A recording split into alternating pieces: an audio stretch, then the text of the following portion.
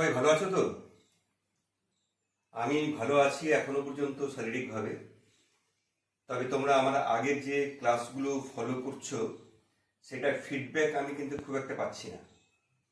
যাই হোক, আজকের ক্লাসে আমরা যে বিষয়টা আলোচনা করব তা হচ্ছে একটি ছোট গল্প, কে বাঁচায় কে বাঁচে। মানিক বন্দ্যোপাধ্যায়ের লেখা একটি গল্প। আমার মনে হয় যে মানিক বন্দ্যোপাধ্যায় সম্পর্কে তোমাদের কিছু না কিছু ধারণা আছে। আগের ক্লাসে মানিক বন্দ্যোপাধ্যায় সম্পর্কে কোথাও না কোথাও কিছু না কিছু ভাবে আমরা আলোচনা করেছি। তবু আমি বলে রাখি যে প্রথম বিশ্বযুদ্ধের পরবর্তী সময়ে, মানে 1914 সালের পরে যারা সাহিত্যের আকাশে নতুন নক্ষত্র হিসেবে এলেন, তাদের মধ্যে তিনজন বন্দ্যোপাধ্যায় খুব গুরুত্বপূর্ণ ভূমিকা রেখেছিলেন।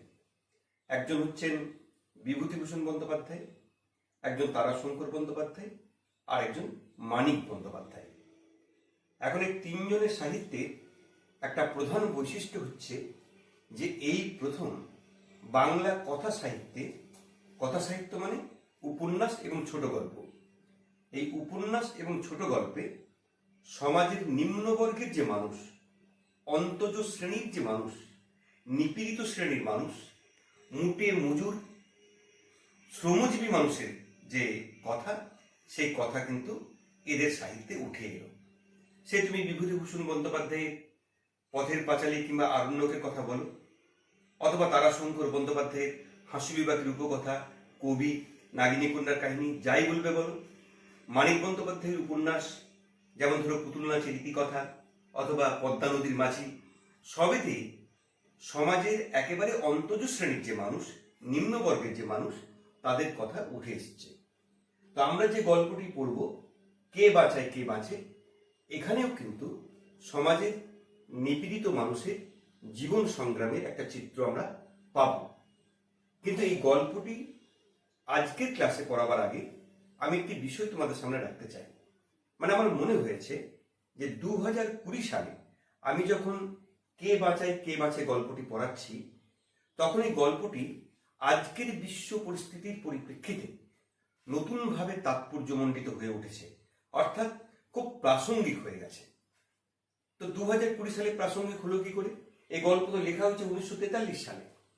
1943 সালে সারদা কুমার দাস সম্পাদিত ভৈরব পত্রিকায় এটা প্রথম প্রকাশিত হয়। তাহলে ধরো, যে গল্প 1943 সালে খুব প্রাসঙ্গিক ছিল, সেই গল্পটাকে আমি বলছি 2020 সালে খুবই প্রাসঙ্গিক। এখন 2020 সালে কেন প্রাসঙ্গিক, এটা বুঝতে হলে 1943-এর প্রেক্ষাপটটা তোমাদের একটু বুঝতে হবে। মানে যে প্রেক্ষাপটে এই গল্পটি লেখা হয়েছে, যে জন্য আমি পটভূমিটা এখানে লিখে রেখেছি যে 1350 সালের মন্বন্তর। 1350 মানে ইংরাজিতে হচ্ছে 1943, বাংলায় 1350 সাল।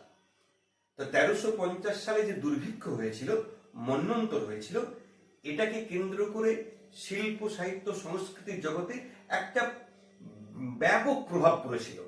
যেমন ধরো, আমরা যদি চিত্রশিল্পের ক্ষেত্রে বলি, তাহলে সোমনাথ হোর, জয়নুল আবেদিনের মতো শিল্পীর চিত্রকলায় এই দুর্ভিক্ষের ছবি আমরা দেখতে পাই। নাটকের ক্ষেত্রে ধরো নবান্ন, বিজন ভট্টাচার্যের, সেখানে এই দুর্ভিক্ষের পরিপ্রেক্ষিতে লেখা অসংখ্য ছোট গল্প লেখা হয়েছে। আমরা মহাশ্বেতা দ্বীপের হারুন সালেমের মাসির কথা বলতে পারি। কবিতার ক্ষেত্রে দেখো, প্রেমেন্দ্র মিত্র ফ্যান কবিতাটা খুব বিখ্যাত কবিতা, সব কিন্তু এই 1350 সালের দুর্ভিক্ষের পরিপ্রেক্ষিতে লেখা। কাব্য কবিতায়, নাটকে, সঙ্গীতে সর্বত্র এর একটা কিন্তু প্রভাব আছে। তো এইটার পরিপ্রেক্ষিতে মানিক বন্দ্যোপাধ্যায়ের কিন্তু অনেকগুলো লেখা আছে, শুধু একটা ছোট গল্প নয়। যেমন দুঃশাসনীয় বলে একটা গল্প আছে, সেখানে ভয়ঙ্করভাবে এই সময়কার দুর্ভিক্ষের চিত্র উঠে এসছে। তো এই যে গল্পটি কে বাঁচায় কে বাঁচে, এখানেও এই দুর্ভিক্ষের চিত্র বা মন্বন্তরের চিত্র আমরা পাব। কিন্তু প্রশ্ন হচ্ছে যে 1350 সালে এই দুর্ভিক্ষ কেন হয়েছিল, এর কারণটা কি? প্রত্যক্ষ যে কারণটা ছিল সেটা আমাদের জানতে হবে। মানে 1943 সালে তখনও দ্বিতীয় বিশ্বযুদ্ধ চলছে। এটা দ্বিতীয় বিশ্বযুদ্ধের সময়কালের গল্প। দ্বিতীয় বিশ্বযুদ্ধ এমন একটি ঘটনা, এখানে এটা হচ্ছে একটা বিশ্বজনীন ঘটনা, অর্থাৎ এই বিশ্বের সমস্ত মানুষ এবং সমস্ত রাষ্ট্র এর প্রভাব থেকে মুক্ত হতে পারেনি। দ্বিতীয় বিশ্বযুদ্ধ, সাম্রাজ্যবাদী রাষ্ট্রগুলো পরস্পর যুদ্ধে মেতে উঠল। যুদ্ধের পক্ষে তাদের কিছু নিশ্চয়ই লজিক আছে, যুক্তি আছে। তো দেখো, যুদ্ধের পক্ষে রাষ্ট্রগুলো যে যুক্তিই দিক না কেন, আমরা জানি যুদ্ধ কোনো ইতিবাচক বার্তা নিয়ে আসে না। যুদ্ধ মানে হত্যা, প্রতিহত্যা, মৃত্যু, ধ্বংস এবং একটি রক্তাক্ত অভিজ্ঞতা।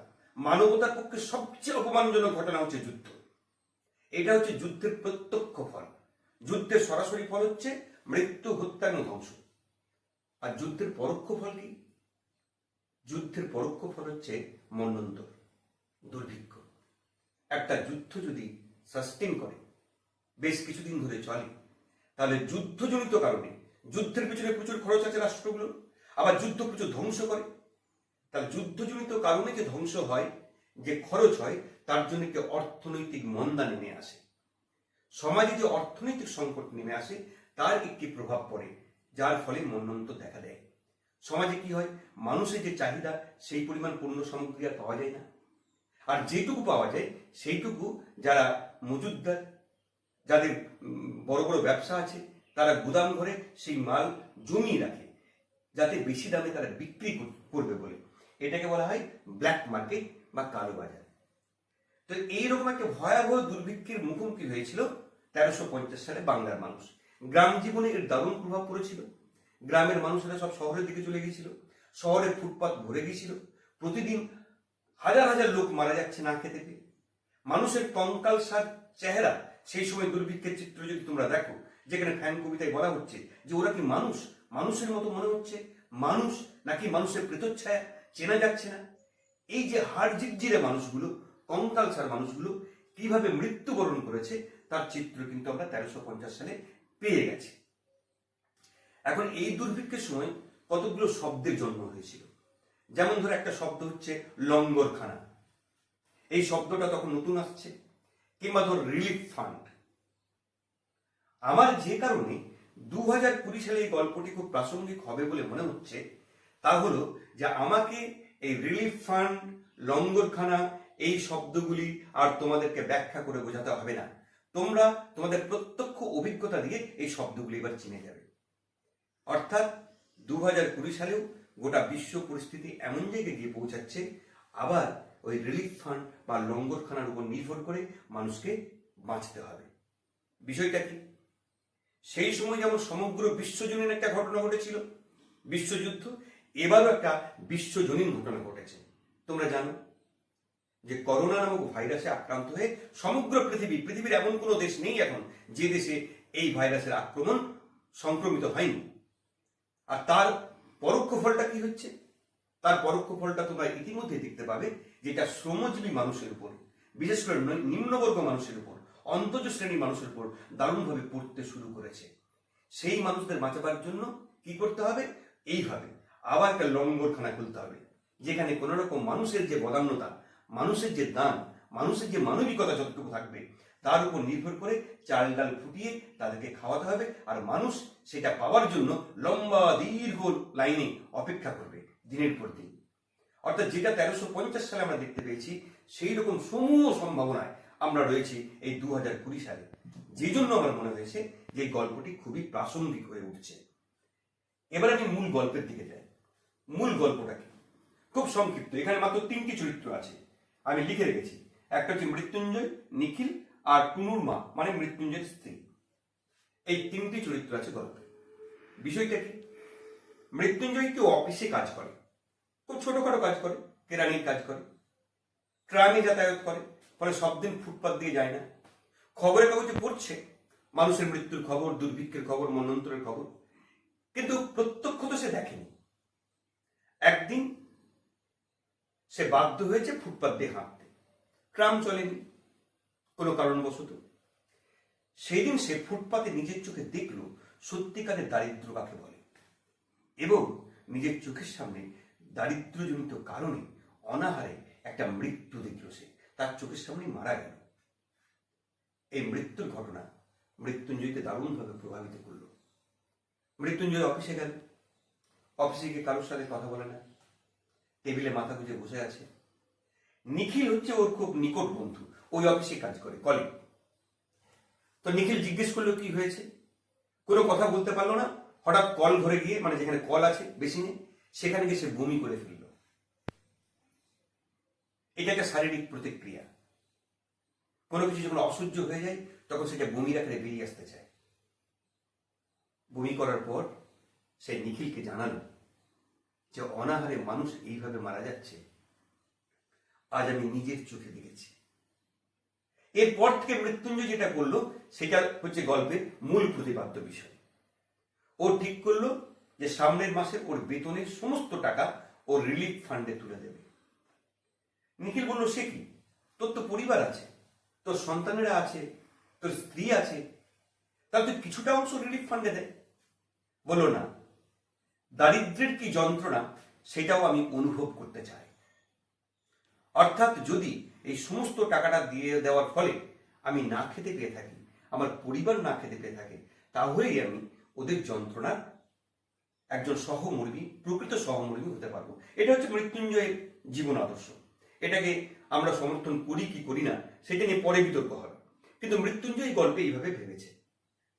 নিখিল নিষেধ করা সত্ত্বেও সে কিন্তু শোনেনি। গল্প খুবই ছোট, সে এটা শুরু করেছে, বেতনের টাকা সমস্ত সে কিন্তু রিলিফ ফান্ডে দিয়ে দিয়েছে।